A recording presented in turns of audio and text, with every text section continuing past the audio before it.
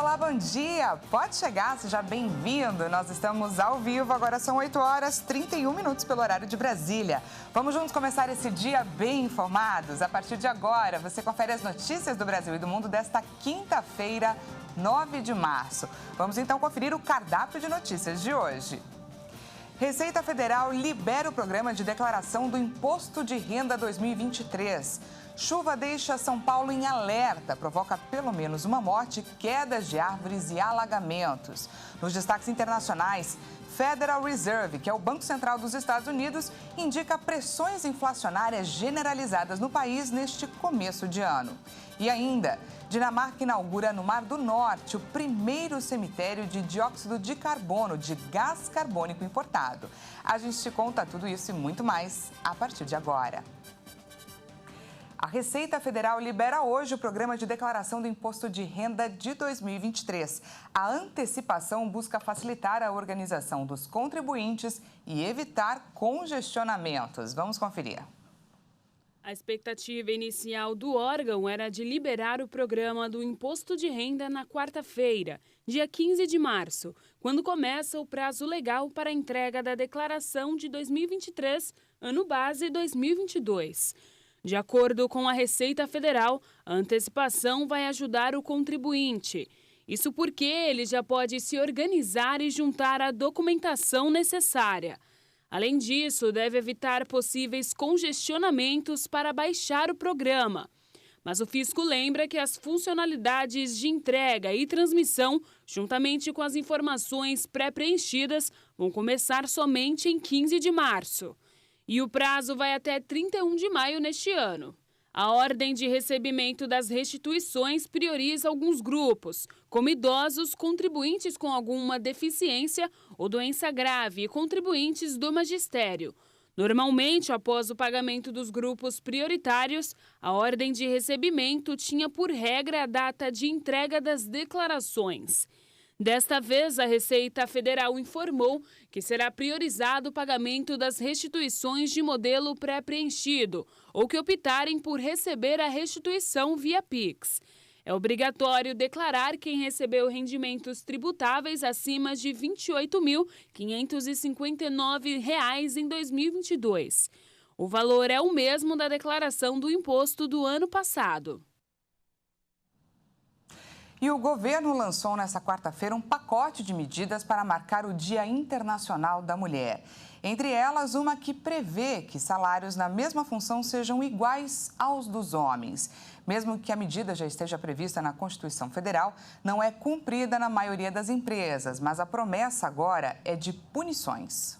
O pacote de projetos elaborados para atender as brasileiras foi lançado nesta quarta-feira, dia 8 de março, Dia Internacional da Mulher. Entre as medidas anunciadas está a retomada da Central 180, que, segundo o atual governo, foi abandonada na gestão passada. Através deste número, vítimas de qualquer tipo de violência podem fazer denúncias e receber orientação sobre os atendimentos que pode receber. Outras novidades são garantia da licença maternidade para atletas, oferta de linhas de crédito para mulheres empreendedoras e construção de creches para garantir que as mulheres tenham como trabalhar. São 956 milhões de reais do orçamento público apenas para destinados às ações em 2023 que estamos anunciando hoje. Dos diversos ministérios, elas foram fruto de quase 60 dias de pactuação com os diversos ministérios do governo Lula. As medidas anunciadas pelo governo federal nesta quarta-feira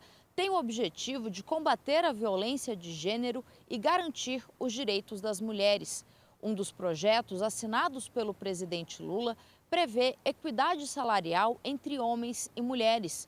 Segundo o presidente, o texto, que agora segue para análise do Congresso Nacional, obriga as empresas a pagarem o mesmo salário a homens e mulheres que desempenhem as mesmas funções e caberá à Justiça punir aqueles que tentarem fazer o contrário. Quando aceitamos que as mulheres ganhem menos que o homem no exercício da mesma função, nós estamos perpetuando uma violência histórica contra as mulheres.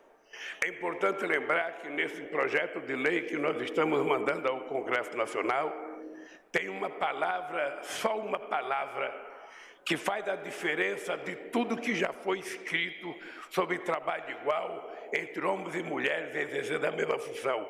Uma única palavra. E essa mágica palavra chama-se obrigatoriedade de pagar o salário igual.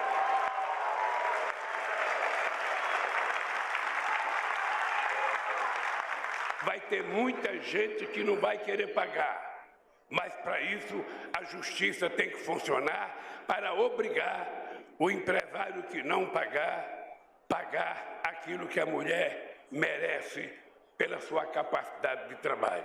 O presidente também destacou que o pacote de medidas atenderá mais da metade da população brasileira e ajudará a trazer desenvolvimento para o país. E essas políticas para a igualdade de gênero mostram a sua importância quando dados como esse que eu vou dizer agora são expostos. A diferença de salário entre homens e mulheres que estava caindo até 2020 voltou a apresentar alta. Quem traz para a gente mais informações é a repórter Bruna de Jaimo. Segundo dados do IBGE, no fim de 2022, a diferença na remuneração de homens e mulheres chega a 22%. Ou seja, uma mulher recebe apenas 78% do que é pago aos homens.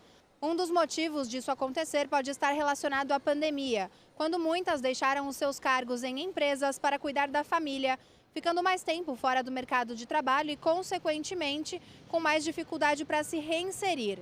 Outra possível explicação pode ser a crise no setor de serviços, que emprega mais mulheres, ter sido bem mais intensa durante a pandemia do que a da indústria e do comércio. São segmentos que concentram mais homens.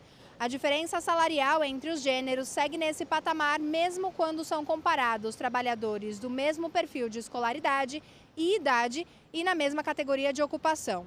Mesmo com a queda do desemprego nos últimos meses e do aumento no número de ocupados, o desemprego segue sendo mais alto entre as mulheres. A maioria das brasileiras em idade de trabalhar estão fora do mercado de trabalho. Dos 12 milhões de brasileiros desempregados, 6 milhões e 500 mil são mulheres. De São Paulo, Bruna de Jaimo. E a crise social agravada pela pandemia levou milhares de mulheres para as ruas do Brasil. Marginalizadas, moradoras de rua de São Paulo revelam os desafios e os riscos enfrentados no dia a dia. A reportagem especial é da Maria Clara Leite. Nas ruas de São Paulo, sobreviver é mais do que um desafio. É horrível. Horrível demais. Esta é Josiane, apenas uma entre tantas mulheres que hoje habitam as ruas da capital. Ela conta que a cada dia escolhe um lugar diferente para dormir e na bagagem leva apenas o básico.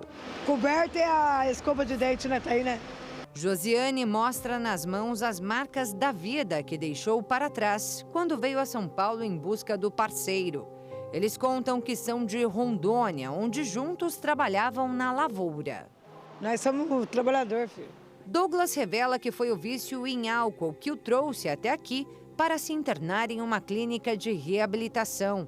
Quando saiu, lá estava a Josiane à espera dele, mas não tinham como voltar para casa. Além do pouco dinheiro, o casal ainda perdeu os documentos em uma das primeiras noites na cidade. No furto, até os sapatos dela foram levados. A cidade de São Paulo concentra 25% do total de pessoas em situação de rua no Brasil. Por aqui, 48 mil vivem assim. O maior patamar da série histórica, segundo dados do Cadastro Único. E apesar da maioria ser formada por homens, são as mulheres que relatam enfrentar os maiores riscos. Se não tomar muito cuidado, aí o pessoal judia. Josiane conta que quase foi vítima de um abuso sexual. Ele que não deixou, ainda bem que eu encontrei ele. E são várias as mulheres em situação de rua que relatam o mesmo. Furtos, roubos e agressões das mais diversas. Mulheres que assumem dormir com armas brancas sob o colchão para se protegerem dos perigos. Que enfrentam a humilhação de não terem um banheiro para usar, um chuveiro para tomar banho, um pão para comer. A fome dói. Tô vendo que apesar dessa situação, você tem esperança. Tenho. E vou voltar embora. E ela ainda agradece pela vida. Tem que agradecer. Independente de qualquer coisa. É ele. Só ele.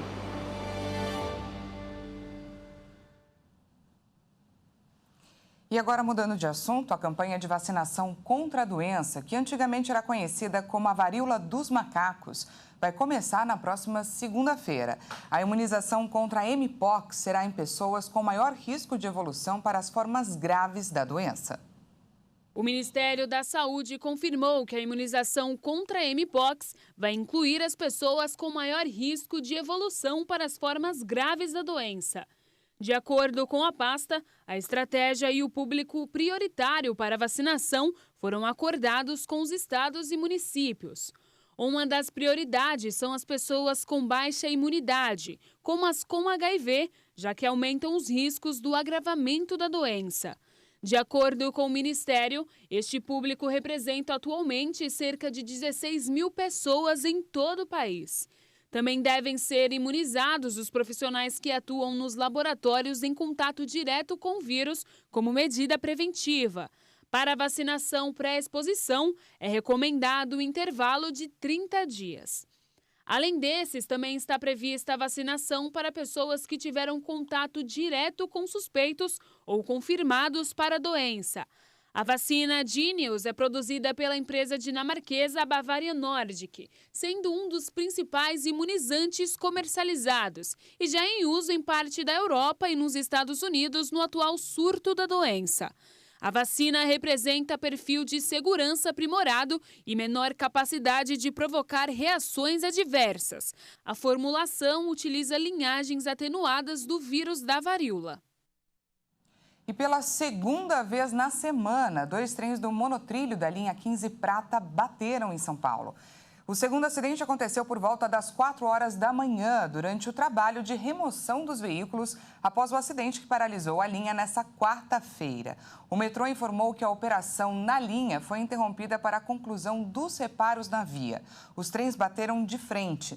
Um deles estava na contramão do trilho, sentido centro. O trem que saiu da estação Sapopemba estava no sentido correto. Ainda segundo o metrô, foram acionados 30 ônibus do sistema Paese, ônibus emergenciais para fazer o transporte de passageiros entre estações do metrô. E pelo menos uma pessoa morreu após a forte chuva que atingiu a cidade de São Paulo na tarde dessa quarta-feira. O temporal provocou alagamentos, quedas de árvore e deixou diversos carros boiando. De acordo com o Centro de Gerenciamento de Emergências Climáticas, todas as regiões da capital ficaram em estado de atenção para alagamentos. Segundo o Corpo de Bombeiros, a mulher que morreu estava em um carro que ficou submerso pela água em Moema, na Zona Sul.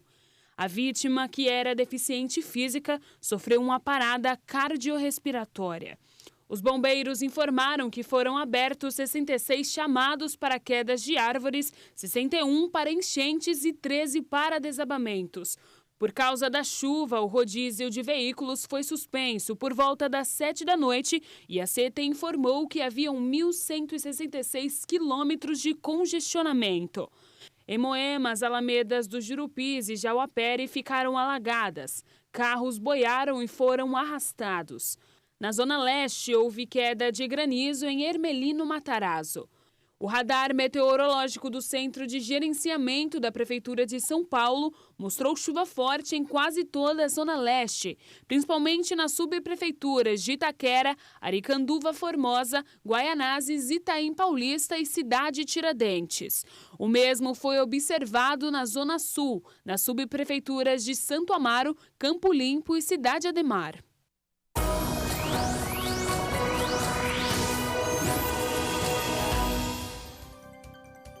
E antes do intervalo, vamos trazer para você a previsão para essa quinta-feira. Hoje será mais um dia quente e abafado em grande parte do país, com possibilidade de chuva forte com granizo no Rio de Janeiro, Santa Catarina, Paraná, Minas Gerais, Mato Grosso do Sul e sul de Goiás.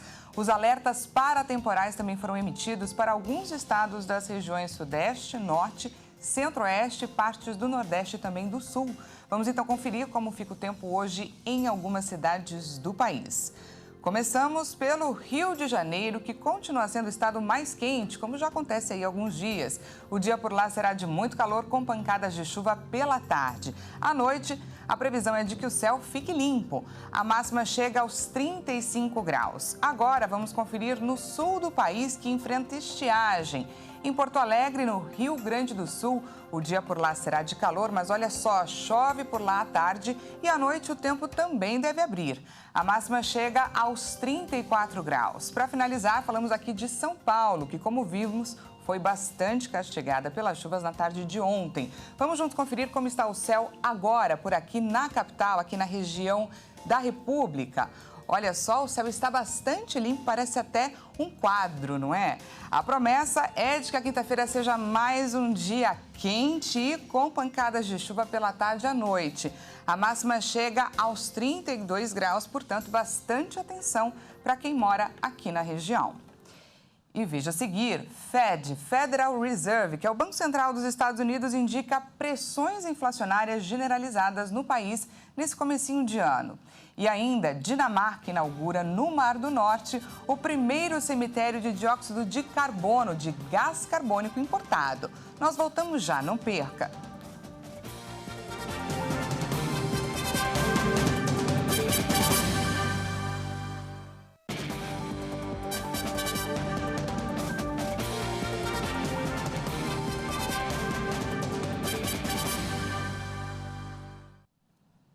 Seja bem-vindo de volta, nós estamos ao vivo, agora 8 horas e 50 minutos pelo horário de Brasília. Voltamos com os destaques internacionais. O Federal Reserve, que é o Banco Central americano, alertou que os Estados Unidos ainda enfrentam pressões inflacionárias generalizadas e uma contínua alta dos preços. As altas dos preços, no entanto, diminuem em várias regiões, ressaltou a autoridade monetária em sua pesquisa realizada no fim de janeiro e durante todo o mês de fevereiro entre empresas do país. As companhias, acrescenta o relatório, esperam que a alta dos preços continue diminuindo durante o ano. Na terça-feira, o presidente do Banco Central dos Estados Unidos, Jerome Powell, afirmou que a autoridade monetária está preparada para intensificar o ritmo de alta das taxas de juros, caso os dados econômicos fortes persistirem. Além disso, o chefe do BC americano destacou que as taxas podem ser aumentadas mais do que o previsto anteriormente. A fala de Powell levou as bolsas em Nova York a fecharem em forte queda. Pelo menos 2 pessoas morreram durante uma tentativa de roubo no Aeroporto Internacional de Santiago, no Chile.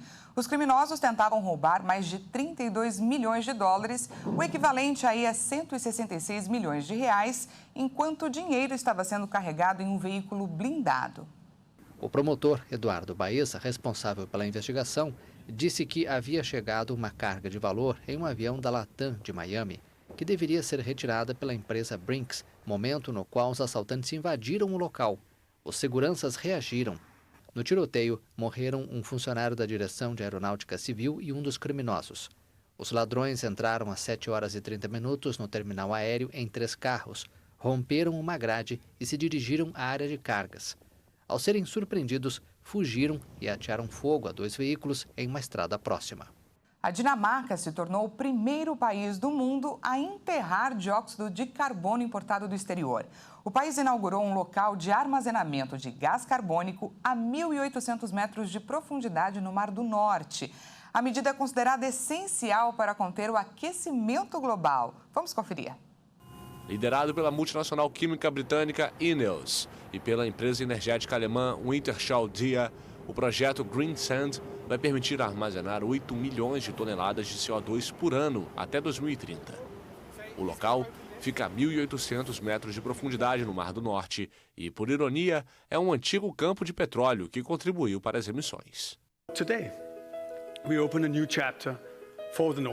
Hoje abrimos um novo capítulo para o Mar do Norte, um capítulo verde. O subsolo dinamarquês tem um grande potencial de armazenamento de CO2.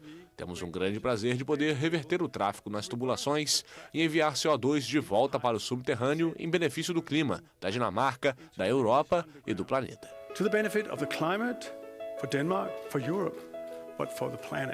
O armazenamento de carbono consiste em capturar e depois prender o CO2, a principal causa do aquecimento global.